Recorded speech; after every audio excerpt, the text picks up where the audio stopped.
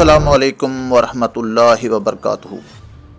ناظرین، روس یوکرائن اور اسرائیل فلسطین جنگ کیا لگی کہ دنیا دو دھڑوں میں تقسیم ہو گئی۔ ایک طرف امریکہ، برطانیہ اور نیٹو ممالک ہیں، تو دوسری طرف روس، چائنا، ایران اور ان کے اتحادی ہیں۔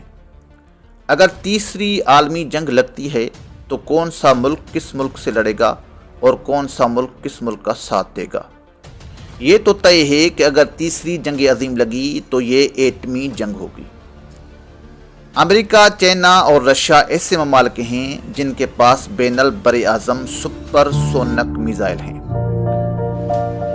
امریکہ، رشیا، چائنا، پاکستان، برطانیہ، فرانس، انڈیا، نارتھ کوریا، اسرائیل اور ایران، یہ وہ ممالک ہیں جن کے پاس دنیا کی تباہی کا سامان موجود ہے، یعنی کہ نیوکلیئر بم موجود ہیں۔ پوری دنیا میں اگر نیوکلیئر بموں کی تعداد کی بات کریں تو تقریباً 13,000 سے زیادہ ہیں۔ ان میں سب سے زیادہ ایٹم بم رشیا کے پاس ہیں، جن کی تعداد ہے 6,257۔ دوسرے نمبر پر امریکہ، جن کے پاس ایٹم بموں کی تعداد 5,550 ہے۔ تیسرے نمبر پر چائنا، جس کے پاس 350 نیوکلیئر بم ہیں۔ فرانس کے پاس 290، برطانیہ کے پاس 235، پاکستان کے پاس 165، انڈیا کے پاس 156، اسرائیل کے پاس 90 اور نارتھ کوریا کے پاس 50 ایٹم بم موجود ہیں۔ اب آتے ہیں کہ اگر تیسری عالمی جنگ لگی تو کون سا ملک کس ملک کا ساتھ دے گا۔ اگر تیسری جنگ عظیم لگی تو رشیا اور چین ایک صف میں کھڑے ہو جائیں گے۔ اگر چین رشیا کا ساتھ دیتا ہے تو پاکستان چین کا گہرا دوست ہے، وہ بھی رشیا اور چائنا کی صف میں کھڑا ہو جائے گا۔ اور ایران یوکرائن وار میں پہلے ہی رشیا کے ساتھ ہے۔ افغانستان کا جھکاؤ بھی چائنا اور رشیا کی طرف ہے۔ اسرائیل فلسطین جنگ میں امریکہ، برطانیہ اور یورپی ممالکوں نے کھل کر اسرائیل کا ساتھ دیا۔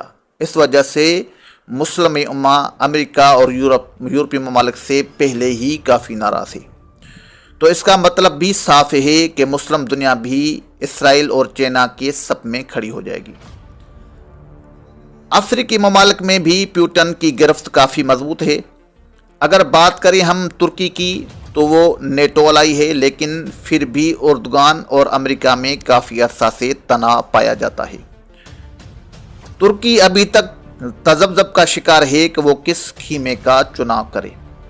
اب ہم بات کریں گے انڈیا کی، جو دو کشتیوں میں سوار ہے۔ نہ تو وہ رشیا کو ناراض کرنا چاہتا ہے اور نہ امریکہ کا ساتھ چھوڑنا چاہتا ہے، پھر بھی اس کا جھکاؤ امریکہ کی طرف زیادہ ہے۔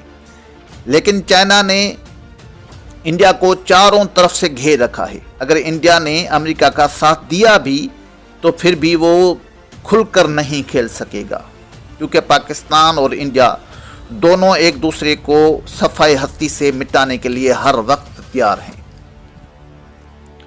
اس دنیا کی تباہی کے دنگل میں کون سا ملک کس ملک کی تباہی کا سبب بن سکتا ہے؟ تو سب سے پہلے بڑے ممالک کی بات کریں تو رشیا، چین اور نارتھ کوریا کا مقابلہ ہوگا امریکہ، انگلینڈ، جاپان، جرمنی، فرانس اور آسٹریلیا سے۔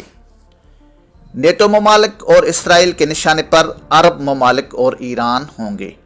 پاکستان، چین، بنگلہ دیش، مالدیپ اور سری لنکا، یہ ممالک انڈیا سے اپنا حساب چکتا کریں گے۔